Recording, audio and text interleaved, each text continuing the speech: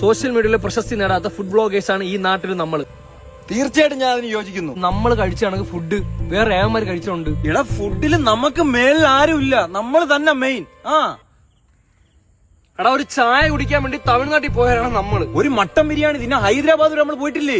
ഊണിന് പപ്പടം ഇല്ലെന്ന് പറഞ്ഞാൽ നമ്മൾ എവിടെയാണ് പോയി കഴിച്ച? തിരുവനന്തപുരത്ത് നിന്ന് കണ്ണൂർ പോയാണ് നമ്മൾ ഊണ് കഴിച്ച. നമ്മളെ പോലെ ഫുഡിന് വേണ്ടി ഇങ്ങനെയൊക്കെ നടക്കുന്ന വേറെ ആരുണ്ട് ഇവിടെ? ഒരുത്തനുമില്ല, ഞാൻ നീ മാത്രം. ഒരു ഫുഡ് ബ്ലോഗിങ് തുടങ്ങിയിരുന്നെങ്കിൽ മിനിമം ഒരു 5 അമ്മെങ്കിലും അടിച്ചേനെ നമ്മള്. അച്ഛനെ ആയ കാലത്തൊന്ന് ആഞ്ഞു പിടിച്ചിരുന്നെങ്കിൽ നമ്മൾ ആരായിരുന്നു? ഏറ്റവും YouTubers. Hashir and Alan foodie ഏതാ റെസ്റ്റോറന്റിൽ പോയപ്പം അവര് പോച്ച പുഴുങ്ങി വെള്ളമാക്കി തന്നു, അത് നമ്മൾ കുടിച്ചു. ടേസ്റ്റി. എടാ നമ്മളെ എല്ലാ ട്രിപ്പും എങ്ങനെയാണ്? ഡൗട്ട് തോന്നുന്നു.